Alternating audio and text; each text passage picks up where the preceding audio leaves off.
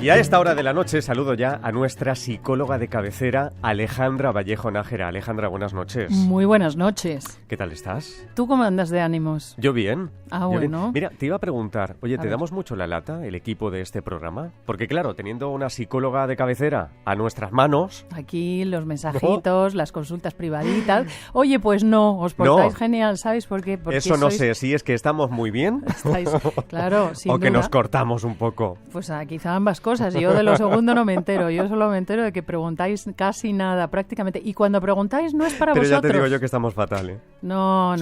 Sí. A mí me gusta porque cuando preguntáis algo no es para vosotros, es para alguien cercano, alguien, unos amigos. Para un amigo, ¿no? En fin, sí, un amigo. Casi nunca para vosotros, porque estáis fenomenal.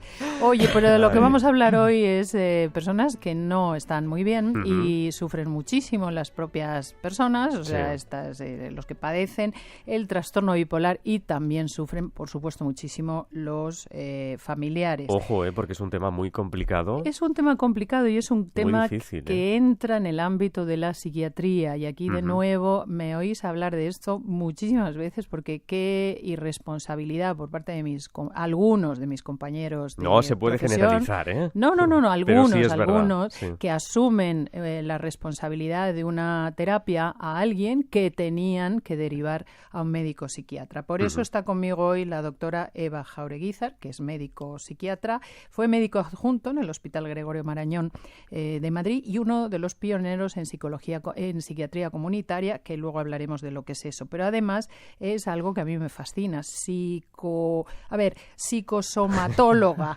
Psicosomatóloga, es que es casi un trabalenguas. A mí me encanta la medicina psicosomática. La saludamos ya. Doctora, buenas noches. Hola, buenas noches. Y bienvenida. Bienvenido. Yo encantada de estar aquí. Qué asunto más complicado porque claro, estamos hablando, entiendo, de una de las enfermedades mentales más graves. Sí, es una de las enfermedades más graves, pero con mejor pronóstico. Hay una confusión generalizada entre personas que no están muy duchas en la materia, donde confunden el trastorno bipolar con personalidades múltiples. Y esto es un error, de hecho, no tiene mucho que ver, si bien, ¿en qué consiste exactamente el trastorno bipolar? A ver, el trastorno bipolar, que antes se llamaba, que era la enfermedad maníaco-depresiva, es una enfermedad psiquiátrica crónica, que eso sí que es muy importante. Crónica. Es recurrente y se caracteriza principalmente por oscilaciones anormalmente intensas del estado de ánimo. Y la alteración son de los mecanismos que regulan el estado de ánimo. Y esos estados de ánimo, doctora Jaureguizar,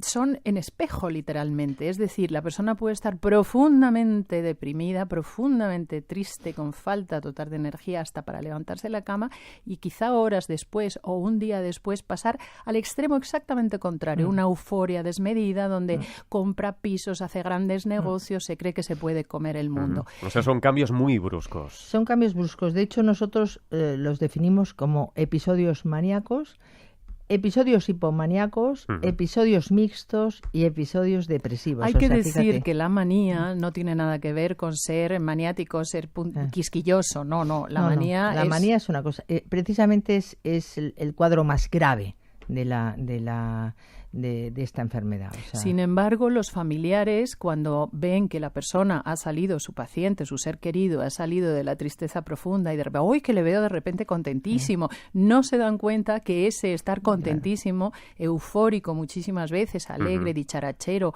que habla sin parar, que no escuchará, forma parte de la enfermedad. Claro. Forma no parte es que se haya recuperado, sino que forma parte de dicha enfermedad. Claro, es decir, y luego además es que hay periodos donde el paciente se ha recuperado, pero una vez que el diagnóstico se ha hecho, esto es una enfermedad crónica, esto es como la diabetes, lamentablemente es así, o sea, puede pasar de episodios maníacos a episodios depresivos, quedarse eutímicos, que lo que nosotros llamamos eutímicos es que están bien, que están normales, pero esto ocurre. O sea, ¿es una enfermedad genética, podríamos decir, o es una enfermedad que se puede adquirir de repente sin que haya un cuadro de antecesores que han padecido esta enfermedad? todo es posible. Es decir, todavía desde los años, desde hace 30 años que yo llevo en esta profesión, todavía se sigue sin descubrir realmente si es genético, se está viendo que hay un alelo en el ADN están en las células y que a veces eso todavía está por demostrar. También se ve que nosotros consideramos que alteraciones en la vida primitiva, o sea, los primeros años de vida de los hijos con trastornos parentales o causas también pueden ser desencadenantes. Hablaba el doctor Arang un día que vino también a hablar con nosotros en este programa. Me acuerdo, sí. Sí, que es el jefe de Psiquiatría Infantil y Juvenil del Gregorio Marañón, precisamente, de que el bullying, o sea, el acoso escolar puede desencadenar en la vida adulta en un trastorno bipolar, precisamente. Hay drogas, o sea, el consumo de las drogas que pueden empezar a consumirse en la adolescencia, estoy hablando pues de eso, de las pastillas, de las anfetaminas, todo este tipo de cosas, puede producir un trastorno bipolar. También puede, o sea, el uso, de hecho, es una de las consecuencias graves que nosotros definimos como las consecuencias graves de estas enfermedades, es el uso de medicamentos como cocaína, LSD, alcohol, anfetas, marihuana. ¿Por qué? Porque muchas veces pacientes deprimidos toman, por ejemplo, profesionales que toman coca para estar mejor. Madre mía. Claro, pero eso es muy típico, o sea... ¿Qué tipo de profesionales, doctora? Cualquiera. ¿Cualquiera? ¿Estoy tan lejos de todo eso? Sí. Bueno, pero lamentablemente mucho profesional muy alto ejecutivo, bueno, cualquiera, porque no se trata de clasificar, o sea... Dado, doctora Eva Jaureguizar, que hay tanta confusión en el ámbito popular, igual que se cree que la manía es simplemente que soy quisquilloso y tal, hay confusión. No, y además se utiliza muchas veces, ¿no? Es que pareces bipolar, ¿no? Bipolar se utiliza muy frecuentemente. Bueno, hoy en día es muy frecuente. Hoy en día Sin embargo, hay una diferencia con el trastorno de identidad disociativo o lo que viene siendo personalidades múltiples. Se llegó a conocer en el mundo de la medicina un caso donde había una persona que tenía integradas hasta 12 personalidades. Creo que ese es el número máximo, si bien lo normal es a lo mejor quien padece este trastorno de identidad disociativo, personalidad múltiple, 2 casos, 3 a lo sumo, ¿no? Pero bueno, ¿qué diferencia hay por distinguirlo del trastorno bipolar que nos ocupa el programa de hoy? La diferencia es que la persona es una, nada más. Claro. Es decir, y ellos mismos, una vez que acceden a entender que tienen este tipo de enfermedad, ellos y la familia descubren cómo son los síntomas que de repente provocan la alteración y el paso de un cuadro al otro. O sea, estos cuadros están anunciados. Es decir, se van anunciando. Cuando la persona está en fase de tristeza, ¿es consciente de que está en fase de tristeza? Eso iba a preguntar yo, si es consciente o no el enfermo. A veces sí, a veces no. De hecho, lamentablemente el 15% de los suicidios son cuadros depresivos en trastornos bipolares. O sea, porque caen de creerse el rey del mundo a mi vida no vale nada. Entonces, en una situación de estas, en un momento uno se puede quitar la vida, ¿no? Ya. Madre mía. Sí, porque la depresión profunda es ausencia total de emoción, incluso de la emoción del miedo, el miedo a perder la propia vida. Claro, pero hay que tener muchísimo cuidado, y esto es uno de los problemas de estos diagnósticos, porque puedes caer en el error de diagnosticar al paciente por varias depresiones como una depresión mayor, que es la depresión profunda de la que tú estás hablando. Y a lo mejor no son trastornos bipolares, o sea que progresivamente van estando en situaciones normales y en un momento determinado se suben a un estado un poquito maníaco. Ya.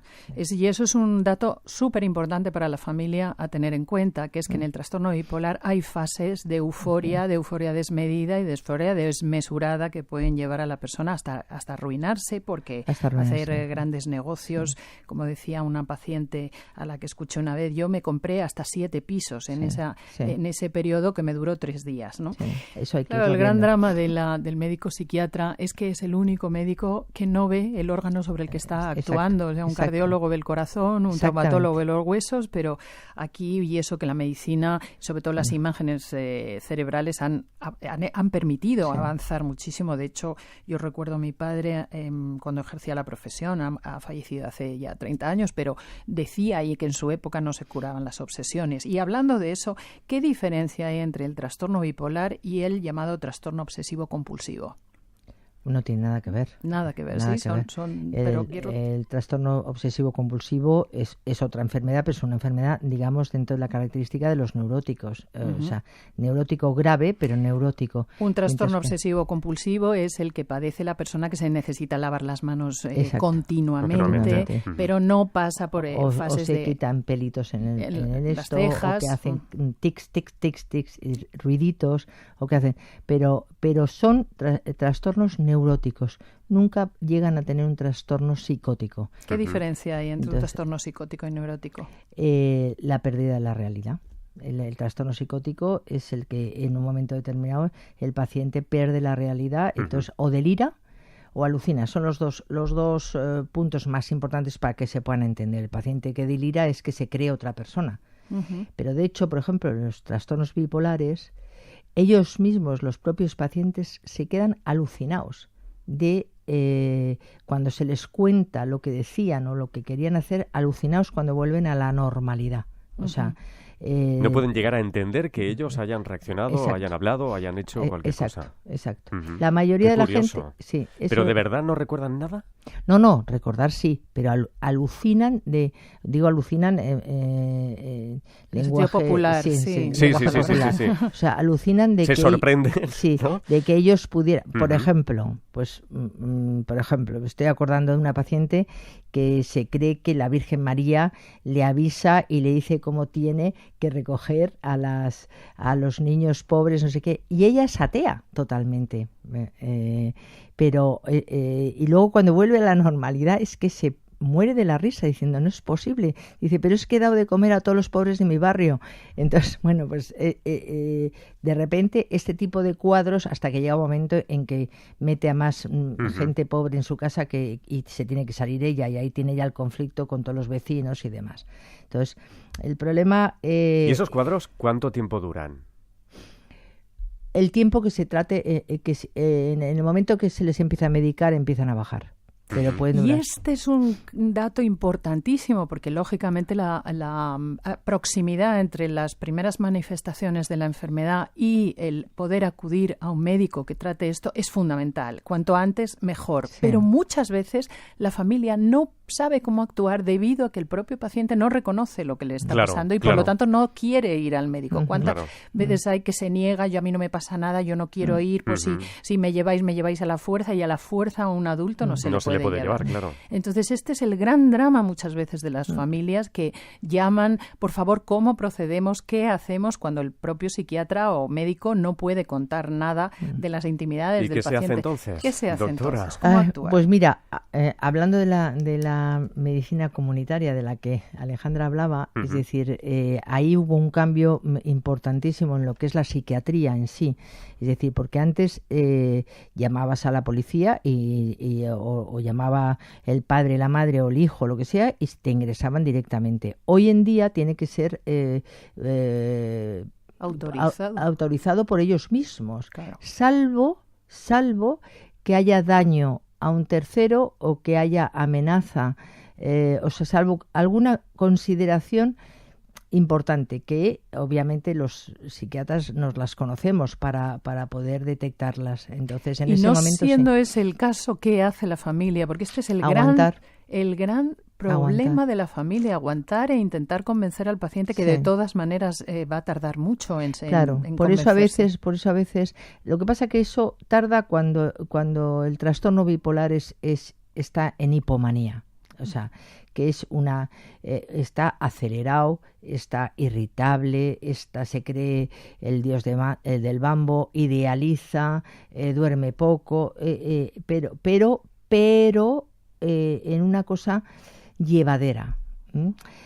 El problema es cuando empiezan los síntomas psicóticos, que entonces tienen lo que nosotros llamamos un brote psicótico, que entonces ya es cuando... Bueno, yo he conocido gente que ha salido a la calle a dirigir el tráfico en pelotas. Madre mía. Estamos hablando de momentos muy puntuales, ¿no? Claro, brotes psicóticos. Claro. Entonces, en ese instante sí que ya la policía y la familia puede llamar y ahí se le ingresa contra su voluntad al paciente. Cuando hacen algo que puede... Claro, entonces después ellos mismos, una afectar vez... a los demás. Exacto, que pueden afectarse a ellos mismos o a los demás. Esas son las dos únicas causas por las que puedes ingresar. ¿Hay factores desencadenantes o de riesgo que hay que tener en cuenta? Bueno, desencadenantes sí, porque lo que se trata después, cuando pasemos a la parte de tratamiento, es de que el paciente conozca cuáles son los factores desencadenantes del mismo. Pero siempre hay factores desencadenantes. Uno esencial es que dejan de dormir. O sea, duermen poco. Hay pacientes que en estado maníaco se pueden pasar 2 y 3 noches sin dormir y dicen que están fenomenal. Entonces, eso es ¿Y un lo están? síntoma. Quiero decir, ¿están descansados? A ver, ¿Se notan descansados igualmente? Claro, en el momento que todavía están hipomaníacos, que no han hecho el brote, sí, porque la hipomanía, mira, hay pacientes que te cuentan, yo ahora entiendo que la oposición la estudié gracias a ese cuadro que usted me dice, doctora. Madre mía. Y digo, ¿pero por qué? Y se pone, mire, yo tenía 3 hijos, no se dormía en casa, yo trabajaba y yo por las noches estudiaba 4 horas y me levantaba a las 7 de la mañana, o sea que dormía 3 horas. Y lo pude hacer y saqué premio extraordinario, por ejemplo, porque suele ser gente muy brillante. Y entonces, curiosamente, han vivido con esa hipomanía, luego cayeron en un cuadro depresivo, pero como tenía los 3 hijos, como tenía el trabajo, no cayó en un cuadro depresivo total y se mantuvo hasta que un día de verdad, por una causa externa determinada, o un cambio de trabajo, o un estrés familiar, o algo, hace un cuadro y un brote psicótico, y entonces ahí ya empieza a desencadenarse este trastorno. Ya para terminar, que se nos va el tiempo y se nos queda cortísimo, pero fíjate la cantidad de veces. Es muy interesante, y además estoy aprendiendo mucho de esto. ¿Este trastorno puede anticiparse? Y si se trabaja bien, sí, si se trabaja bien. O sea, yo siempre querría decir que el tratamiento tienes que combinar en un tratamiento farmacológico y en un tratamiento terapéutico. Es decir, el paciente tiene que poder adherirse al psiquiatra, poder adherirse al tratamiento y entender que es una enfermedad crónica. Y entonces el paciente te llama con tiempo, he dejado de dormir o hago tal síntoma o tal... se hace un estudio con el paciente y la familia de cuáles son los síntomas que ese paciente determinado tiene previos. ¿Qué riesgo corre? ¿Qué tipo de riesgos corre y a qué tiene que estar atento y cómo riesgos, saber? Bueno, pero en cuanto ellos saben, en cuanto han ingresado una vez, no quieren volver a ingresar. Claro. Es decir, la gente tonta no es, no quiere estar en un psiquiátrico. Claro. O sea, entonces, la mayoría de las veces, en cuanto tú les haces entender que todo es un conjunto, pues tengo, por ejemplo, me está acordando de pacientes que el síntoma es que le carraspea la garganta. Le carraspea la garganta y le sudan las manos. Y a la semana, y esto tiene un puesto importantísimo, a la semana está maníaco. Y esta persona ya lo sabe. Ya me llama, él mismo se sube la medicación, porque esto es de lo que se trata, de que, igual que la diabetes, o sea, aprendan. Se lo regulen ellos mismos. No, pero inmediatamente tienen que estar en contacto con el psiquiatra, cuidado, o sea, esto hay que tener cuidado. Claro, o sea, sí. Y bueno, y curiosamente, por ejemplo, esta persona no ha vuelto a ingresar, nunca ha perdido el trabajo, esto a veces es así. Y que desde luego necesita tratamiento psiquiátrico, por lo tanto médico, lo más rápidamente posible. Pues eso es muy importante. Doctora Eva Jaureguizar, muchísimas gracias por acompañarnos esta noche. Igualmente. Y gracias por aclarar tantas dudas, seguro a muchos de nuestros despiertos. Muchas gracias. Venga, y buenas noches.